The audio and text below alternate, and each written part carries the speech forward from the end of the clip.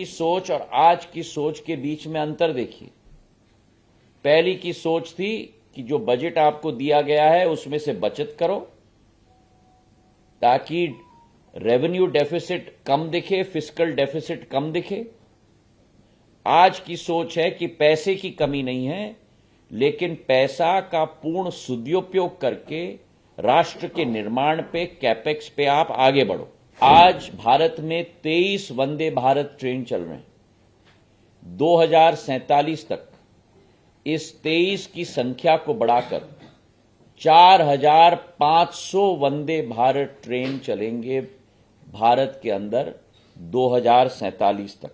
2027 तक मतलब अगले 4 साल के अंदर जर्मनी और जापान से आगे बढ़कर भारत विश्व की तीसरी बड़ी अर्थव्यवस्था बनेगी। हाईवेज, एयरपोर्ट्स, अधोसंरचना में ही विशेष ध्यान देकर और उसमें निवेश करके आज एक विकसित, विश्व के सबसे विकसित देश के रूप में उभर पाया है। और यही कहानी हमारी पड़ोसी देशों की भी है। चाहे चीन की बात करो, हांगकांग की बात करो, ताइवान की बात करो, आप कोरिया की बात करो। पर आश्चर्य की बात यह है कि यही स्थिति भारत की भी थी। अगर 1950 के आंकड़ों को हम निकालें तो भारत चीन जैसे देश से कई गुना आगे सदैव रहा है। रेल के क्षेत्र में भारत का रेल नेटवर्क करीब 53,000 किलोमीटर का था और उस समय चीन का रेलवे नेटवर्क केवल 23,000 किलोमीटर का होता था। लेकिन जो अर्थशास्त्र में कहा जाता है, एक नैरेटिव सेट करना और एक नैरेटिव के साथ अनलीशिंग द एनिमल स्पिरिट्स की एक क्षमता, एंटरप्रेन्योरिज्म हो, निवेश हो, नेतृत्व हो, क्षमता हो, और इन चारों शक्तियों को लेकर क्रियान्वयन करके नतीजे पे हम लोग उतर पाएं। लेकिन पिछले 50-60 सालों में दुर्भाग्यपूर्ण ये भारत में संभव नहीं हो पाया। सबसे बड़ी समस्या देश में नेतृत्व की थी, नेतृत्व की कमी की थी, विजन की थी। और इसी को एक नए रूप में और नया लक्ष्य, नया दक्ष और नया संकल्प धारण करके 2014 में लाल किले से प्रधानमंत्री जी ने घोषणा की थी कि भारत के विकास का नया अध्याय अधोसंरचना में ध्यान देकर और उसे पूर्ण फोकस बना करके ही हमें आगे बढ़ना होगा। और इस अप्रोच के साथ 2021 में प्रधानमंत्री जी ने पीएम गति शक्ति की योजना को भी जोड़ी। तो 2014 में एक नया अध्याय शुरू हुआ जहां अधोसंरचना में पूर्ण विकास, पूर्ण सोच, पूर्ण क्रियान्वयन क्षमता और उसी के साथ एक सिनर्जी मिलाने के लिए पीएम गति शक्ति की योजना की शुरुआत हुई। जो रेल बजट 2013-14 में 29,000 करोड़ का था, उसे आज 9 गुना 9 वर्षों में बढ़ाकर आज वही रेल बजट 2,40,000 करोड़ का बन चुका है उसी देश के अंदर। 9 times multiplication, 900% growth, 29,000 crore to 2,40,000 crore.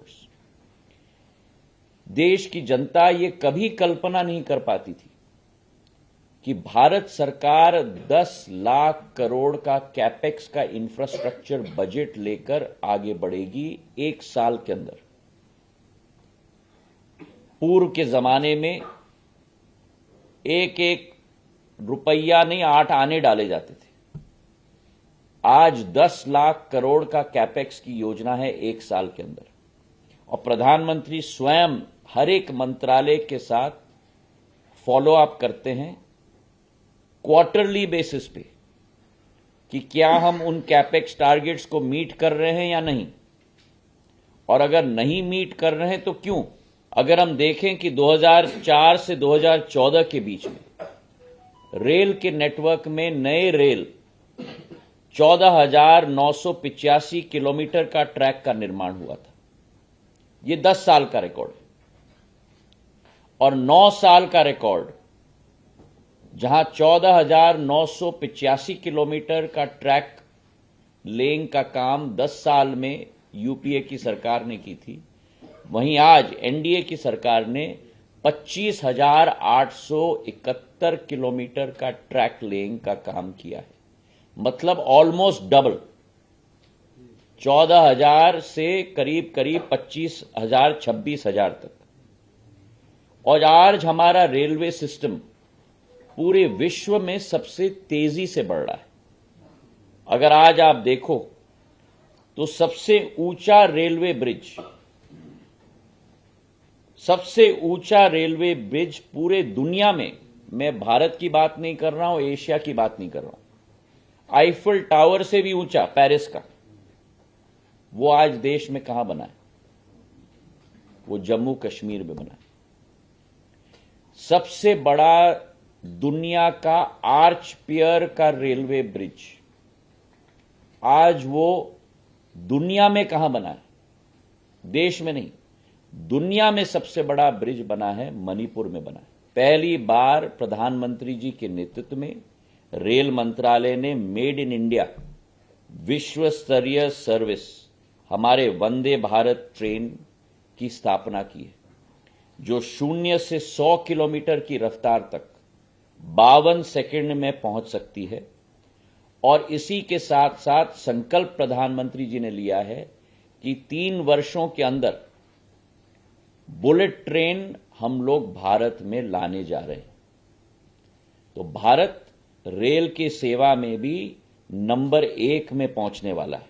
Railway के हमारे प्रोजेक्ट्स के फाइनल लोकेशन सर्वे जो सालों साल लगते थे, आज 8 गुना ज्यादा स्पीड से हम लोग संभव कर पाए।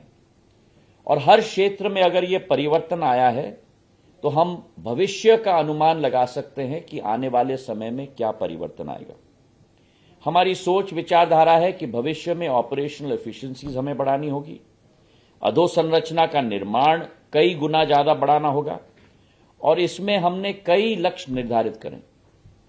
उदाहरण के तौर पर, पहला, नेशनल हाईवेज के क्षेत्र में जहां 37 किलोमीटर प्रतिदिन आज वर्तमान का हमारी क्रियान्वयन क्षमता है, उसे बढ़ाकर 2047 तक 60 किलोमीटर प्रतिदिन नेशनल हाईवेज का पूर्ण क्रियान्वयन क्षमता हम लोग बढ़ाने जा रहे हैं। आज भारत में 23 वंदे भारत ट्रेन चल रहे हैं।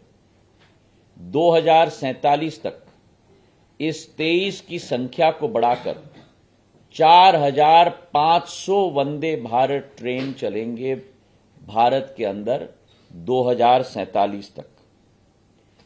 तीसरी बड़ी हमारी लक्ष्य है कि भारतीय रेल को नेट जीरो कार्बन इमिशन का मंत्रालय हम लोग बनाने जा रहे हैं।